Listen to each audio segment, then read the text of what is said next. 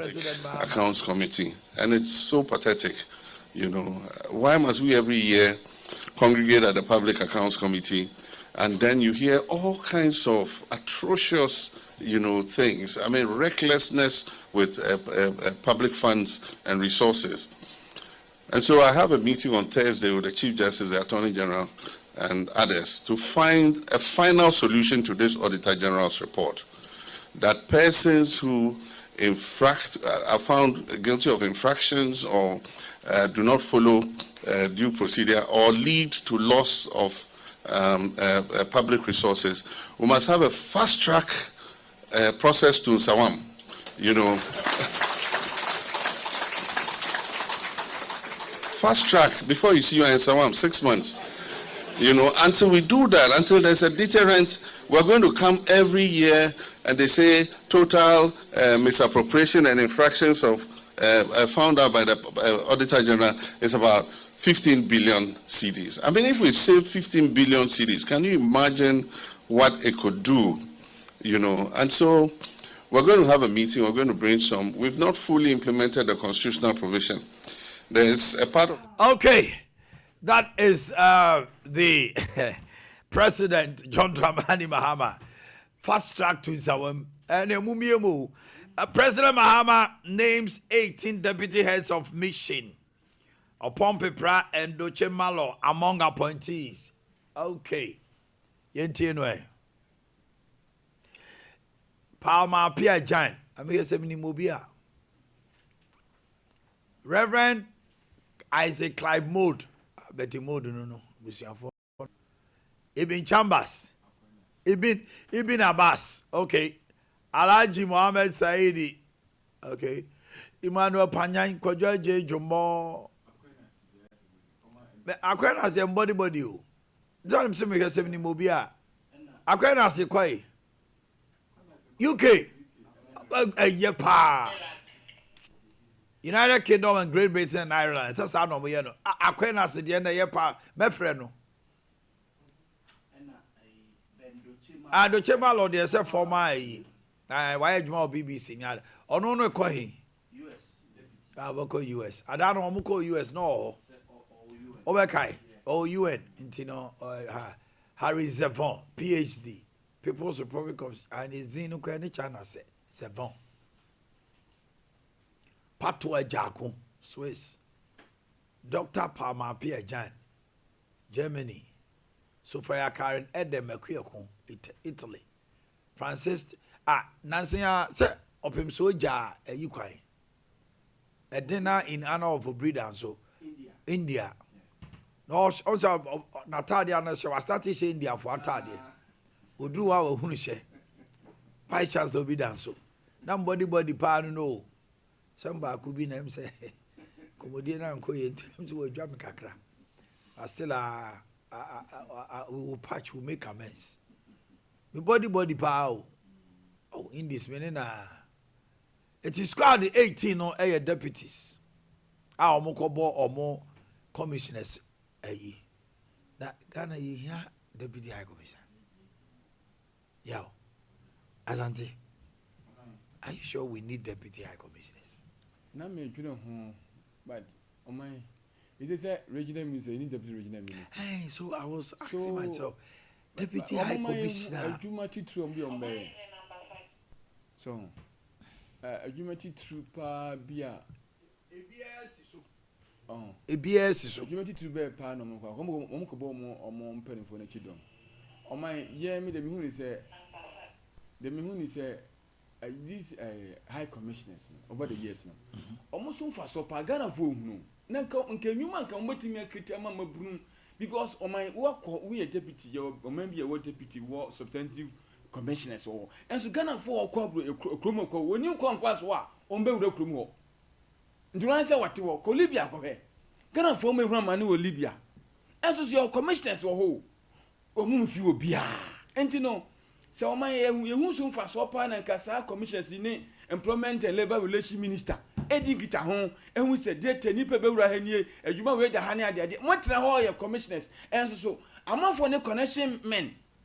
connection man dey mabunu ekowura o mani makoye adwuma enti for so be na wo mo so agi na se wotiti social media boys ni girls o mu su si akoye adwuma ha ye brani ade enso besi ne minister bia ni mebi obi awo ekwa fa so akwa mu nim so enti no o my media enka o mo ye commissioners adwuma de ye pa na enka for so be nya from so kra no enya grobat so makotra wo say sa na mfie nwatwa ba no ma sa sorry aba sa na kwakoye General Thomas Opompe pra soja ni pani just soja ni pani former chief of defense yeah omo de mostly ya tade omo eko omo de aban bi aba whether party bay ye omo a yes said ama omo ambassadorial appointments pa enti yenye wawa o by say comedy bi kura kan ba ma hu say amanfo raise concerns say ne rank no any kwan say ye no deputy high commissioner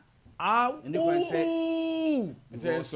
the chief of defense staff any the deputy or could deputize most of the time yana ye omo high commissioners no Canada or Canada as deputy intima who say amanfo raise concerns pa na the pedigree ni level no be near the adene no petition ko say no either say or be rejected disappointment and with the voice coming out be reject you and I say because I say a demotion imagine ma so deputizing what him say oka high commissioners ni ade na nti omo born number 5 no imagine if deputies no so debi papa we dey chief of defense staff that one Canadian high commissioner mo we ma me high commissioner to Canada mo share high commissioner to Canada na yem share US na advertisements no Mr. Momoma age hey what kind of blunder is that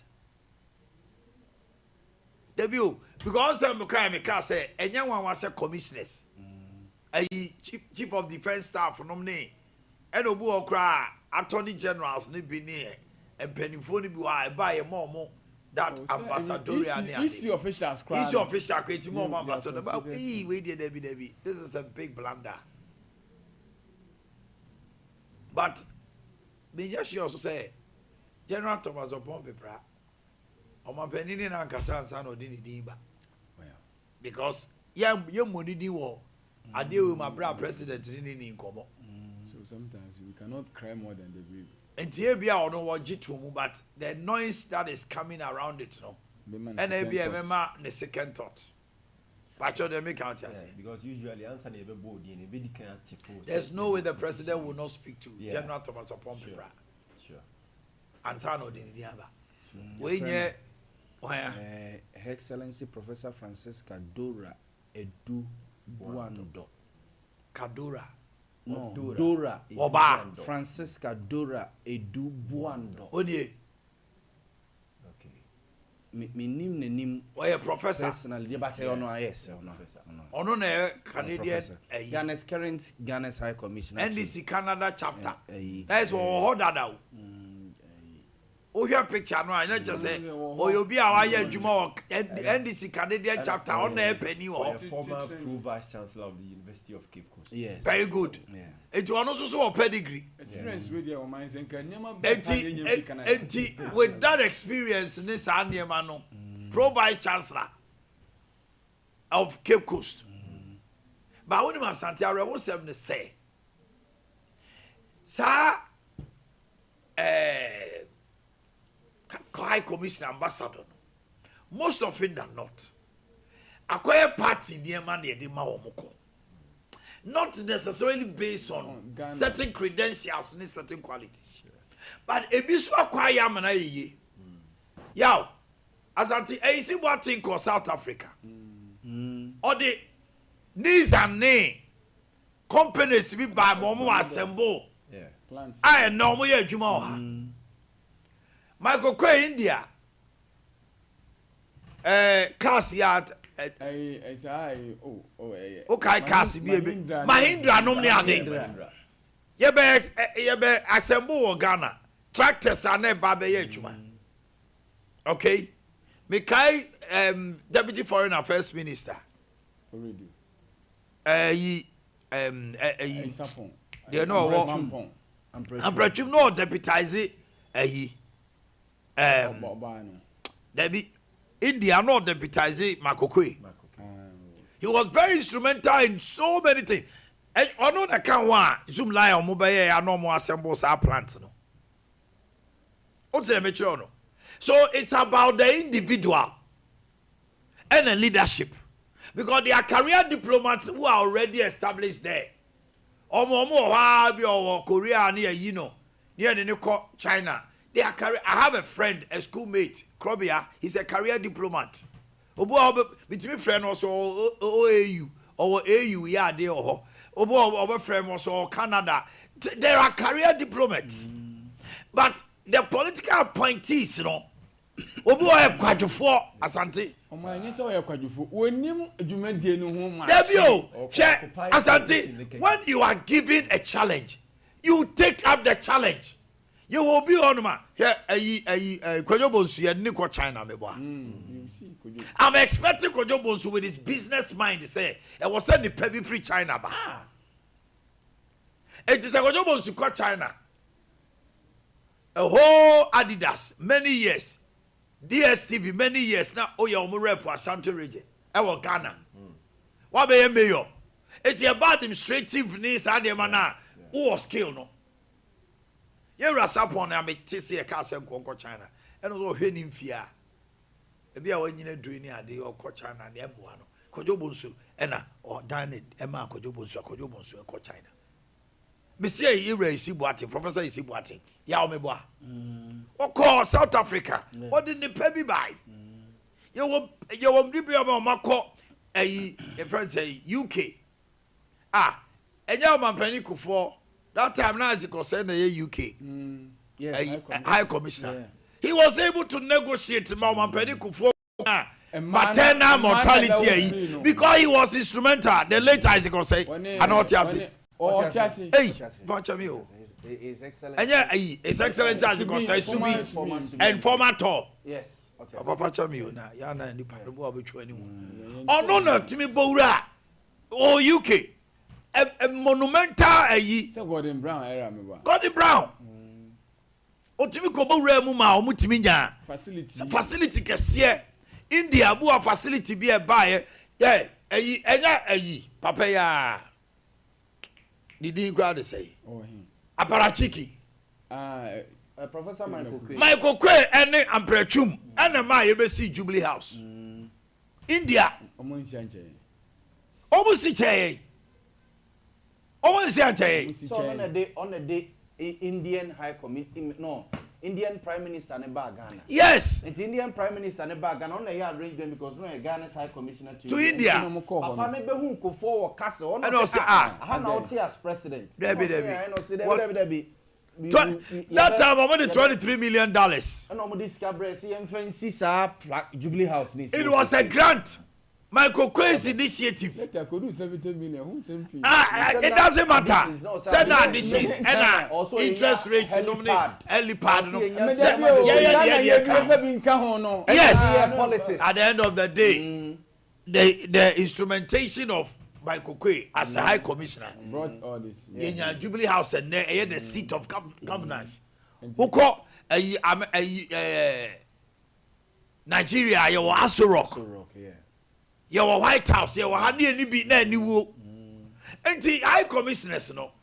Omanhene decide you made the initial sa. And was saying it's about who so. Acumen. They are lazy. No one could tell agent salary in the Marco school at the dear me. I saw that bank. Ghana and so for Sobia. Who was your man and name but of Sobia Mac? Who do you see? Libya. Among for a far a puisui, Resi. As I'm telling you, because Spain, you call High Commissioner no whole Spain. Yaw. Oh, you lovely say.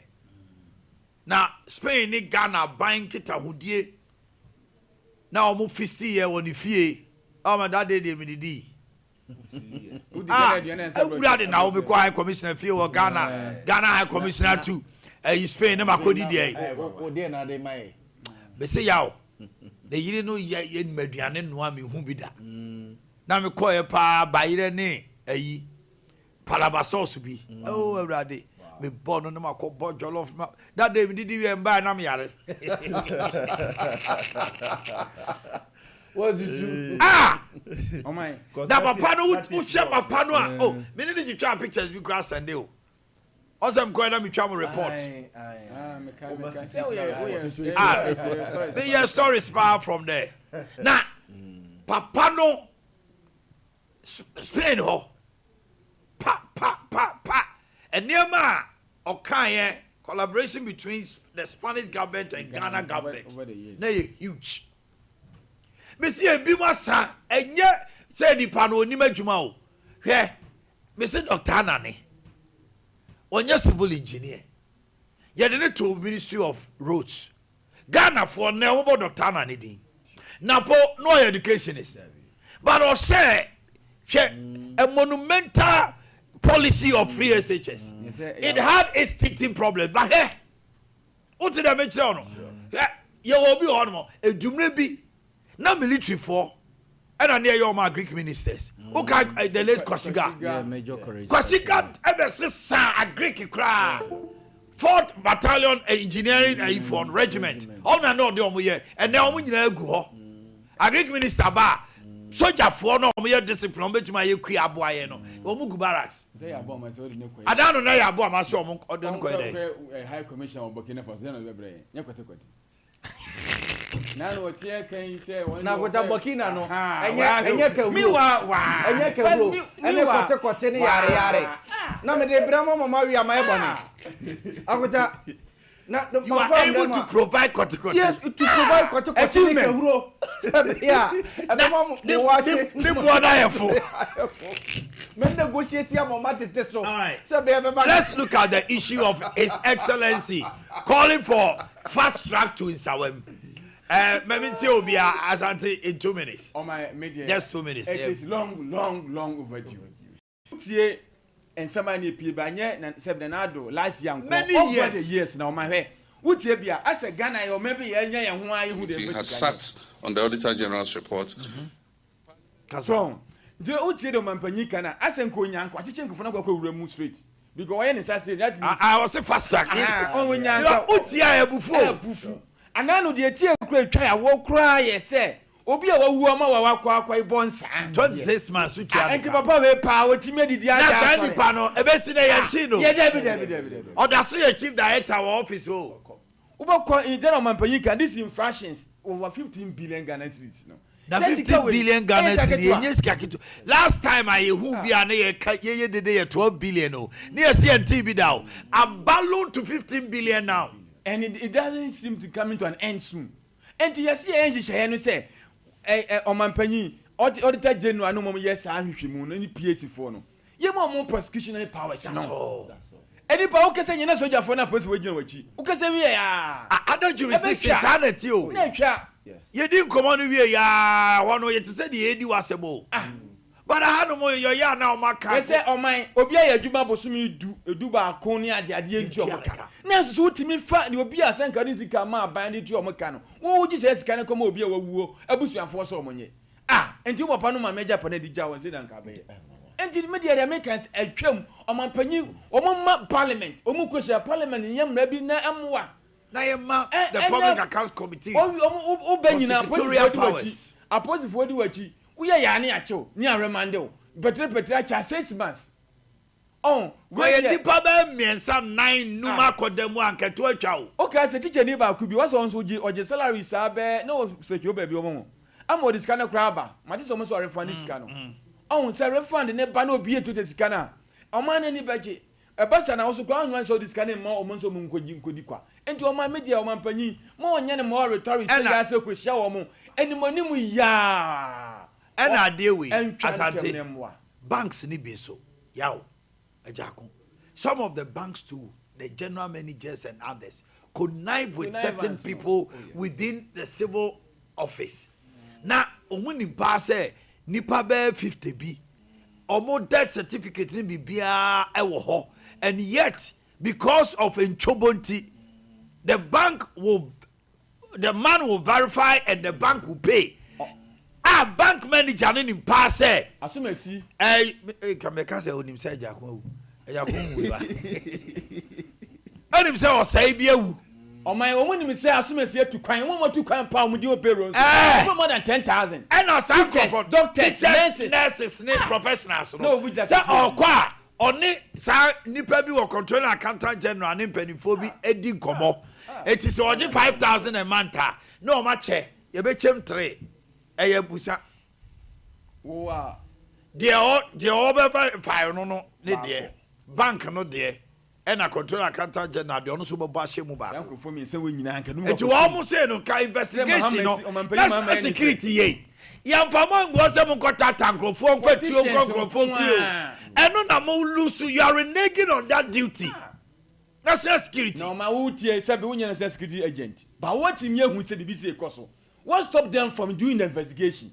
Enka first me kasi e support teacher ni bi wi book. Ama ye gune ni ma say yin adi. Ya ba ma wo kai. Teacher ni ano ye fufuo ba kasi fufuo. Primary 4 for teacher ni bi wi book. O my Messi book a textbook abande bread warrant time no. And we are. Omo pam no yin adi free school. Yes. Ne obetimi wi o Mexica no what wo. You can baby why say nya soja ban kakra be fam. Aja ko ma mentio.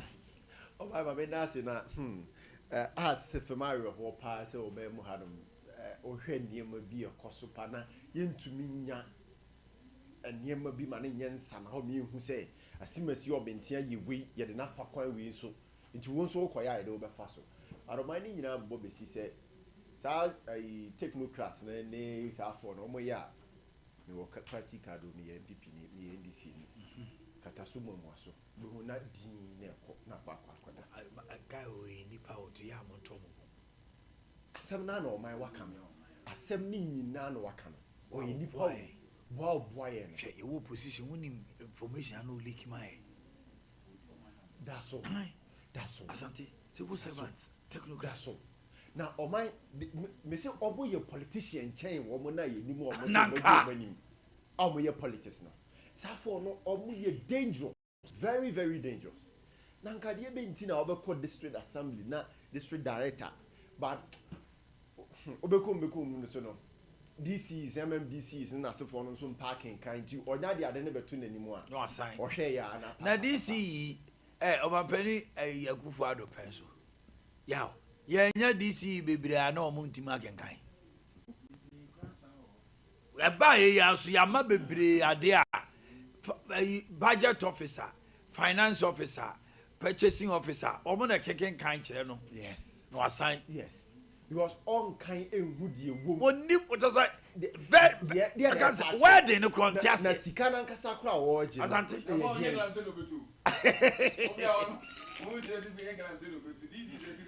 because sad na elkokoso anti na o my ene education sector koda ye post no de koto baby na opeso was success school was 7,000 8,000 10,000 we nyina so yetio ye nituem enti say wo se we a politician na wo nya responsible ebia we mu ni gu efom ho no mo ya ede na waye anamo be no botu a e kire se ampa unim ho hwe because yes na one year this one babbo o man na auditor general report yi ba na ye ka ho asem ni ebobo ho a the final so board the ko ba ni say NPP aban NDC aban empenso afigwe auditor general say obekom so na party na nya kapre banzo ani technocrat here na AD says can so I think say prosecutorial powers no I was here the public accounts committee for said they na asante can wo kasa na soja for ejina wo so wo sorry ya na pig out yen konko rem betre ade to what extent yeah na ye ba ye be hwa de we Director General of Signal Bureau Dr. George Atabuati also omo monitor pa social media omo tracking individuals omo spreading false information you see omo machines na ye alert it will message to no more verify back you know say fake they will come for you yo omo penny mama yo yate you see omo penny mama we your baba car you be try no yo awoda me de auditor general nkomo ani ade ye blame auditor general no so te ho ne bi no so ka ho ade yenya obi a ne friend said Daniel Domelevo a oba ye be auditor general oye ya ohun infractions we sika we na o se kwa ha anko wo mas charge o efri sabre we de kosi we wakotia okoji to me sa to me na kwenta ayira e da so homo yes ekosi fine but he made an attempt he felt to say obi ewu na wakọ ayi akobonsa it is that 26 months you have say charge na kana auditor general won hu sa de no 26 months na kese mfie mienu na akire mu wa enti first year na auditor general hu sa de no de na wo ye e na wo sa ye wo twen ma ne sa ye sa another 1 year kan enti wo auditor general sanke achibutu susutum di pakro na wo auditor general no sleeping on your job hu sa de na wo to me to say charge ni pa no wo say charge na nkojae emra so ho say wo say charge wo to tia wan tia you refer him or her to Obia. Obetimi de na yi ne pension ne ade motete sade ani film but motena o hwe omo na de na ba TV so na koto public account committee na ya keka ne si ya na ye fe adeta na ye na djuma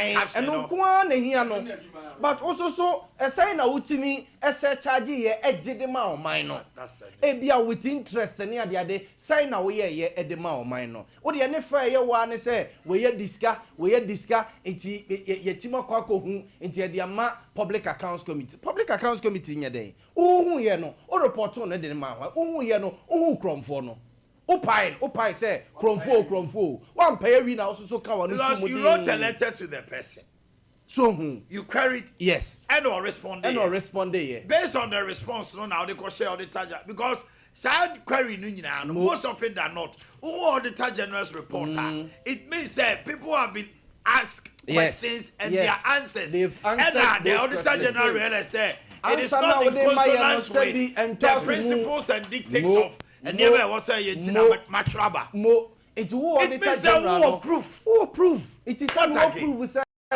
Jako ade we na nsesa wo ye me busa o ansa me e bia me say busa obi o ansa ba me cha tworo ma o say one person na wo dey me and toss mu wadwuma na report ye ne sa na me hwe sa na wa ye ne sa for 2 years na ye te wo na ye hwe and one say auditor general on covers auditor general meanwhile o sa so o tu mi say sika no akota say charge ni nyina ye say ye betete free na katuam ana say bia benefit bia onya ye betete free mu Domlevo yaw be fi anusi o kai Domlevo ba ya ye de 7.5 billion road sika bi ma no yes and o si da bi o ko yu hwe mu twa 3.5 billion gui yes and akota be kai a sata de ku fa do bo December Daniel Domlevo kro ya no ba ye hu se Daniel Domlevo kro ya no ba ye no ma ye hu se auditor general department omo offices no omo department wo regions and districts no